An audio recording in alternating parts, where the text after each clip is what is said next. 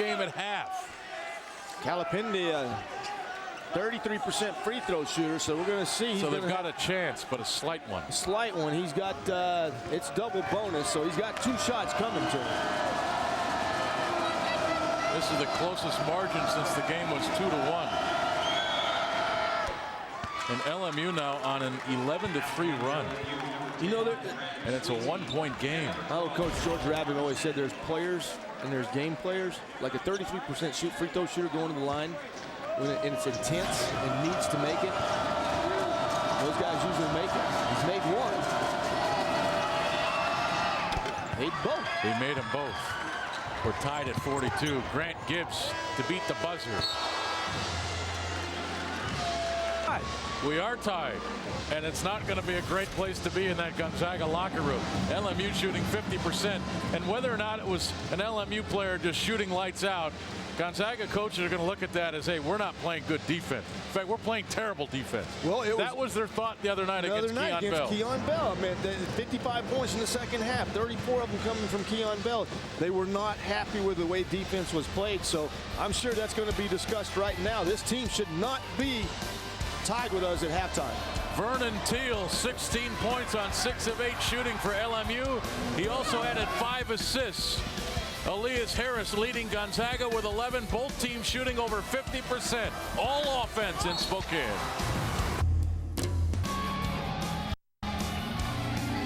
And welcome back to Spokane. We're tied at 42 between LMU and Gonzaga.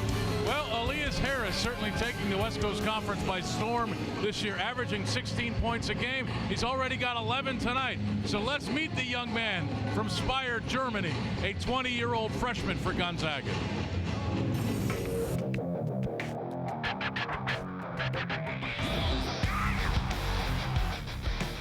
Tell me about your family. My family, my mom's German, my dad is American.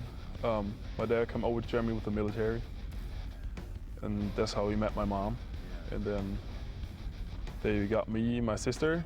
Then, yeah, my parents now are separated, both remarried, got kids again, so I got a big family. Now, was your dad a college player? Yeah, for a small school, but I don't remember the school. Your mom played. Where'd she play? In Speyer too. Oh, she did? Yeah, she played pretty good. So give us an idea how big basketball is in Germany. We all know who Dirk Nowitzki is, right?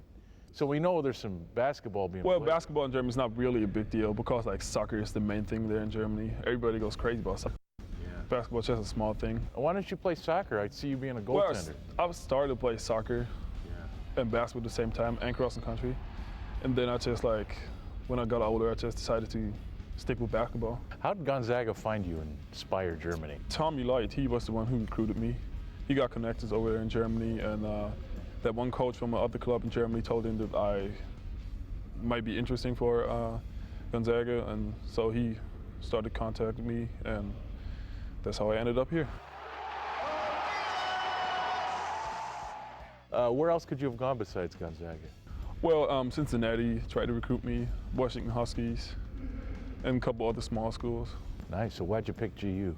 Well, because I trust the coaches from the beginning of my recruiting, and then after my visit here this year in February, I was here for the college game day against Memphis.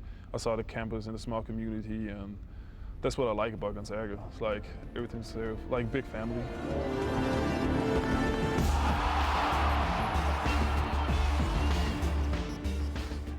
You go at the rim. Yeah. You're ferocious. I mean, when you turn and square up on somebody and go after the rim, Elias, it's awesome to watch. That's just part of my game. I don't know where I picked it up from. I just do it. I don't know why. You're trying to break it though. It seems like you're trying to put that ball through the hole like there's no doubt. Yeah, because I think if you try to break through the rim, nobody can stop you. So that's what I want to try to do.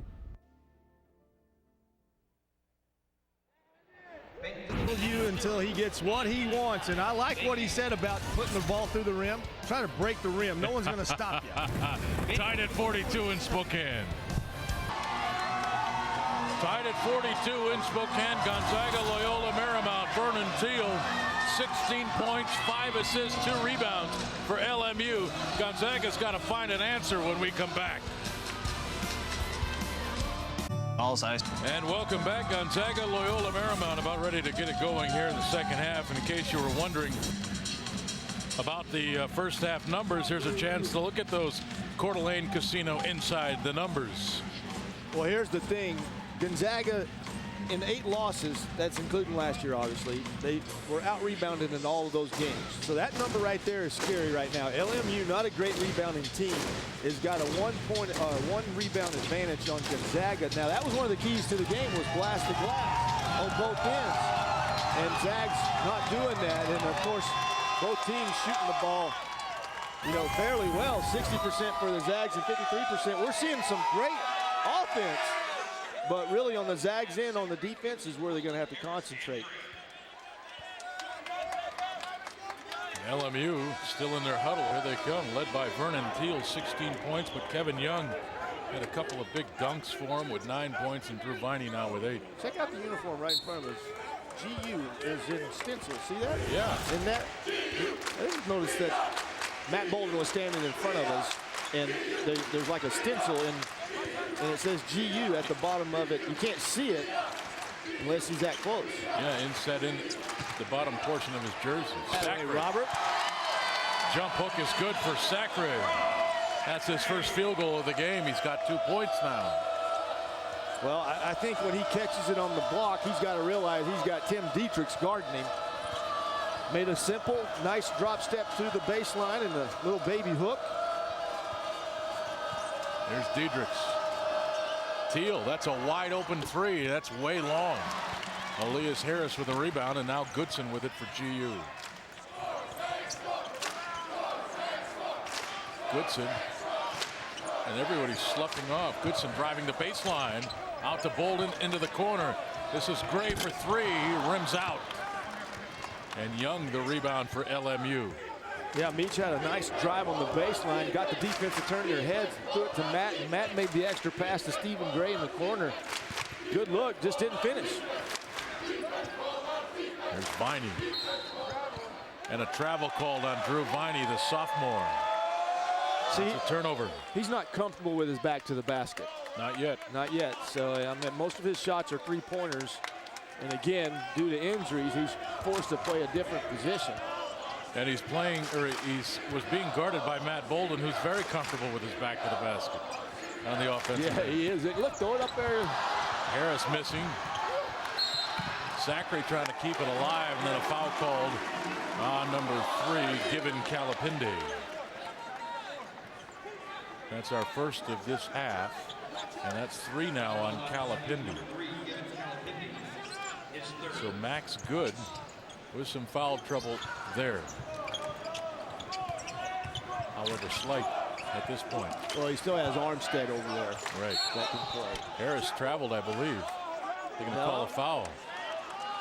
Seemed like there was an extra step in there to me, but a foul called on number 1, Vernon Teal. I told you, that's that European step. They get away with it. That's 1 foul on Teal. 2 on LMU, and Harris is shooting. Elias, yeah, it's hard to describe his move, but it's like he's still dribbling, got the 1 dribble, and then hops into a stop. So it looks like he's traveling, but he basically is still dribbling, but hops into a stop, and that's where I think it makes both of us kind of look like, hey, that's a travel. Harris missing both free throws. Vernon Teal. Remains a 2-point game. Teal weaving his way around Sacre. Got him deep. Kicked it out to Viney into the corner. There's Kevin Young for 3. Oh, I thought he was fouled. I thought the official put his hand up.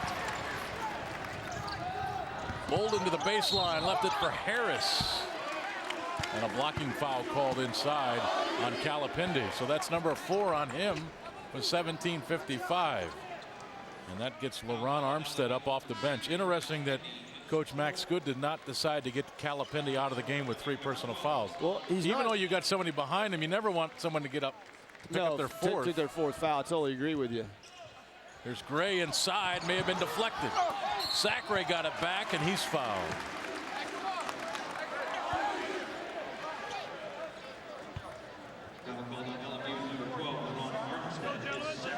Armstead picks up his second personal foul. Well, this is good, though. 4 fouls now on the Lions in the first 3 minutes. So that tells you one good thing on the offensive end. The Zags are going in and going in strong. But Gonzaga 6 of 13 from the free throw line. If you're thinking bonus later in the game, they're only 3 away from the bonus, but they're not shooting free throws well again. That's the 3rd straight miss. Elias missed his 2. Roberts got 1 more to end this